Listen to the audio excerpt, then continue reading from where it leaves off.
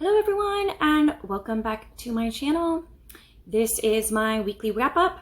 I did not post one last week because I didn't finish anything really last week. Everything was basically in progress, but I finished several books this week. So I have quick reviews of them and other things to mention. So here we go, this week's wrap up.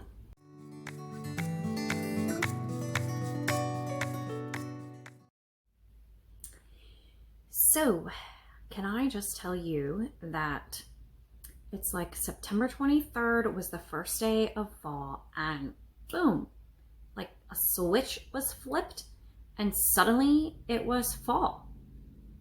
I mean, we had previously some mild weather, like cooler, not super hot summer weather the week preceding the first day of fall, but it was like, boom, here we are, it's fall now. Anyway, I finished yesterday, I finished reading Phantastes, and tomorrow night I have the book club meeting on Facebook for this in the What the Dickens Facebook book club. And so I finished it in time. It was a quick read and I really enjoyed it. It's not something that I would normally read. Like I would just pick up for interest's sake. But I am very glad I read it. And I'm curious if any of you have read it. And I know Dia had mentioned that she had read it. I don't know if anyone else has read it. It's not a book I hear a lot of people talking about. And there's not a lot of material or discussion out there about it, which is unfortunate because I really want to bounce ideas off people. So, or thoughts, what your thoughts were about certain things. So if you have read it, let me know your thoughts about it and let me know what you think about my thoughts about it. So here are my thoughts. I will try to be concise. First of all, it's described as a fairy romance. So right away, it's a fairy tale. So it's going to be kind of a journey of growth, a journey of coming to maturity, a journey of arriving at adulthood, which my understanding is that is what many fairy tales are about. And this one definitely had that from the very beginning. In fact, I was reading after I read the book that the character's name, Anados, I'm not sure how to say that. I think it's a Greek word, but it means like pathless. And definitely in the beginning of the story, for most of the book, it's like he's wandering, not really knowing where he's going, he just feels compelled to move forward. And he has no choice but to just move forward, which is kind of like what happens in that transition from childhood to adulthood, right? Like time is pushing you. You can't stop as much as you might want to. You can't stop and enjoy your childhood anymore. You are thrust into adulthood, whether you like it or not. Also the other clue about that is the main character. He is 21 years. He's just turned 21 years of age at the beginning of this story. So a lot of this is about how he grows into his maturity as an adult. And in one key area especially, which is the area of love and true love, he learns, if I can sum up, he learns that love is not getting, but giving. That loving is not about being loved in return or getting something back from the person that you love. The truest love is sacrificial and is giving. And that's the truest, richest love. So there's a lot of symbolism. You can make of it what you will. Different people have seen different ideas in it. But there are some wonderful quotes. I was highlighting quite a bit. Some of them maybe don't make much sense or seem very meaningful outside the context. But I will read a few so you can get an idea of the language of the story. So first of all, I'll read with kind of, this is like the conclusion of the story. It's towards the end. This is the lesson that he learned. This is the main point of the book. So he says, I knew now, it's all in the first person, by the way. I knew now that it is by loving and not by being loved that one can come nearest the soul of another. Yea, that where to love, it is the loving of each other and not the being loved by each other that originates and perfects and assures their blessedness. And I thought that that was a really beautiful thought and so true. One other thing that I loved is that there are a lot of allusions to and mentions of music and singing. The character Anadas in this story, he sings, and it plays a crucial role in the story of the songs that he sings, and he's kind of like just randomly given the power to sing, and his singing has a power that makes things happen, and that's really cool. Being a musician, I always love that sort of thing. There's a lot of like threads of music are tied into it, mentions in the narration and the prose, like music plays a big part in the story. Some people get irritated because the flow of the prose is interrupted frequently by poetry and songs, and not all of the poetry really made much sense. And poetry takes a little more effort to sit there and figure out, like, what are we talking about? So it's not as easy to read. So I can understand that. Fair warning, if you haven't read it yet and you decide to read it, be prepared for the poetry interruptions. But some of the poetry was really beautiful and has some lovely lines and really added to the story. Here's one quote that I highlighted. There's an old woman, and to me, she represents like a character of wisdom. She's described as looking very old, like very wrinkled, said every spot in her skin that could have a wrinkle had a wrinkle, but her eyes were young. And I felt like that was symbolizing wisdom, but wisdom is ageless. What was true 1,000 years ago is true today. And so I think that she was wisdom. Anyway, she says to the main character, "Past tears are present strength," said she. And that is a good little bit of wisdom there. Here's one piece of a poem, the ending stanza of another poem. "The face is very strange and white. It is earth's only spot that feebly flickers back the light. The living seeth not." Here's one more quote I will read and then finish up with this review. "As in all sweetest music, a tinge of sadness was in every note. Nor do we know how much of the pleasures, even of life, we owe to the intermingled sorrows. Joy cannot unfold the deepest truths, although deepest truth must be deepest joy." So, a lot of wonderful quotes, wonderful thoughts in this book. It was very instrumental in C.S. Lewis's life. It was one book that started him on his road to faith and conversion and Christianity. And he always considered George MacDonald as like a spiritual father to him. So I thoroughly enjoyed that. I loved the imagery in it and the symbolism, and I loved that it was a short read. Too much more of that would have been like bogged down, I think. Anyway, so in short, I found it a very worthwhile book to read. And if you have read it, I would love to hear your thoughts, what you think about it. And if you haven't read it, I encourage you to read it and let me know what you think. And yeah. Okay, so this is future me popping in a few days later to say that after I recorded my video of my review of Phantastes by George MacDonald, I found a podcast, a series of podcasts that was about Phantastes, and the hosts chapter by chapter went through the book and analyzed it and discussed it.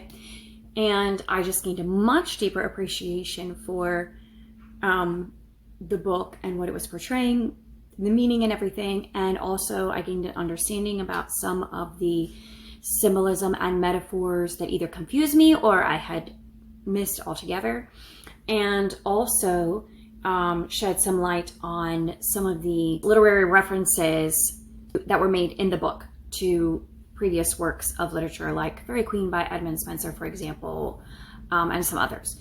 And then also the influence that Phantastes had on later authors, which I mentioned it was a huge influence on C.S. Lewis, but I didn't realize that it was an influence on many other authors as well, including J.R. Tolkien and Lewis Carroll and quite a few others. So the literary world owes a great debt to George MacDonald, and in particular this book that he wrote, Phantastes, and I did not even realize how important it was or significant it was.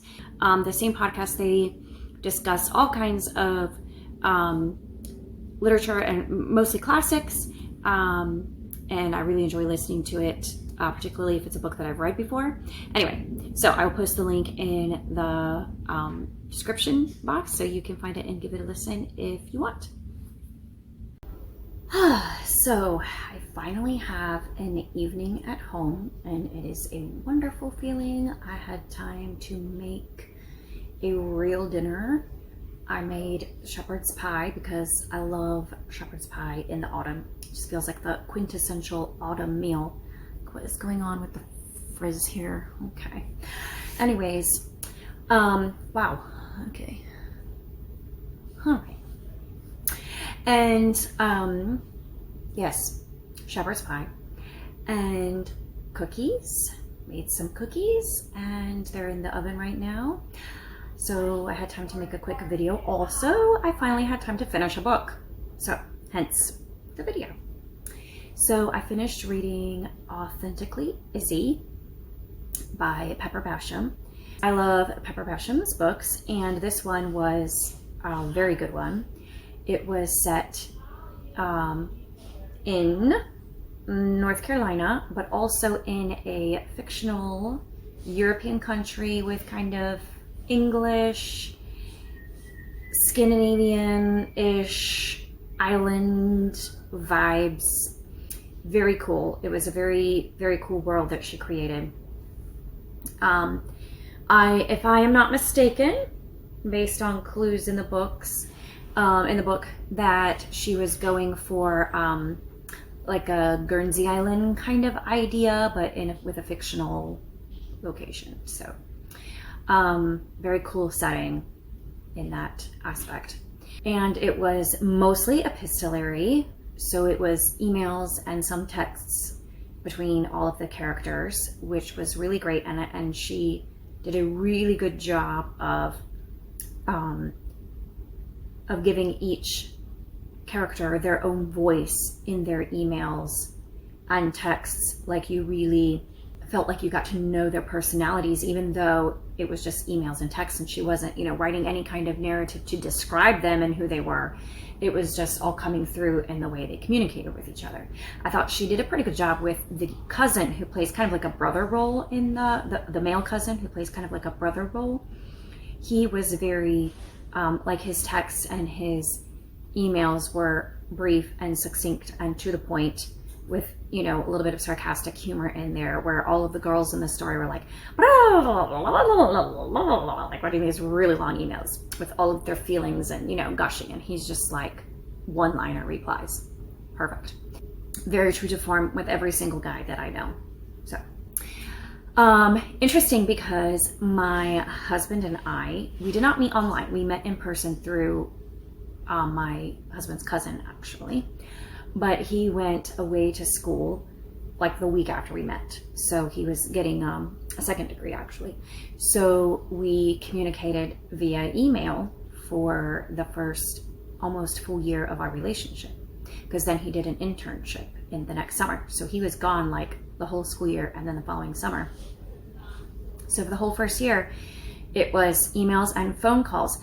Back then, we're kind of old. So back then we didn't have like Zoom calls or what's the thing on the Apple phone? Like, we had cell phones, but you called on them and you texted on them, but you didn't actually know you had to pay for texts back. Guys, this is way back. So you had to pay for texts, and I was too cheap. I probably could have afforded it, but I was too cheap. And I was like, no, I'm just gonna get like the basic talking package. And so literally that's all I did on my phone, was I talked mostly to my husband, Jonathan, for hours at a time. So anyways, we got to know each other long distance first, which was so amazing and perfect for us. And so I could really identify with like the emotions, the the nervousness and the anxieties about, you know, meeting for the first time and spending actual time together in person, and the little bit of awkwardness when you are in person as opposed to just emailing or whatever, all felt very real and well done. Only one quibble, really. I felt like, you know, in every novel, in every romance, there's, you know, some kind of hiccup, that a challenge that has to be overcome. And I felt like the problem, the challenge in this one was maybe, I don't know, a little bit on the thin side. But then again, maybe I just don't have enough empathy to put myself in those shoes, in that sort of situation that came up, and like, how would I respond initially? But there's not really much angst at all in this whole book. It's just a fun, pleasant read. So if you don't like angsty reads, like, I don't mind, you know, give me some angst, that's fine. But if you don't like angsty reads, this is a good one, because all of the problems are resolved in a relatively timely manner. The guy is maybe a skosh bit too perfect. He does make a big error, but I didn't really fault him for it personally, even though it caused the problem. But anyways, all in all, a pretty good story by Pepper Basham, definitely enjoyable and great if you love epistolary novels, rom-coms, and oh, how could I not even mention this? Books, if you love books. Like, everything is about books. So many bookish references and so much about people who love books, and even some subtle nods to online bookish communities. So if you are into that, which I'm assuming you are because you're watching a booktube video, then you will like that as well. So there we go. All right, I have finished one more book for the week. It's Saturday, and kind of like on Thursday evening, I had a day at home, nothing on the calendar. So I did a little bit of cleaning, like really actually cleaned my kitchen for realsies. Did a little grocery shopping and did a little reading. So I got another book in.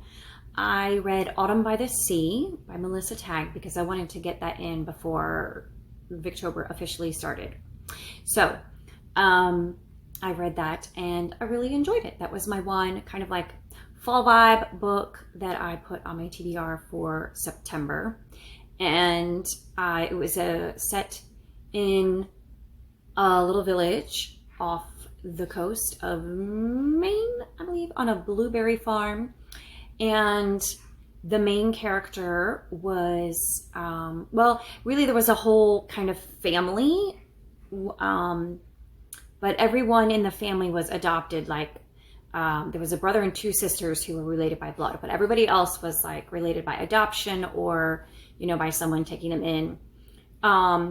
And it was a story of the main character who was looking for her roots, and a grandmotherly sort of figure in this story who was looking for her long-lost granddaughter, and the situations that brought them together in this story.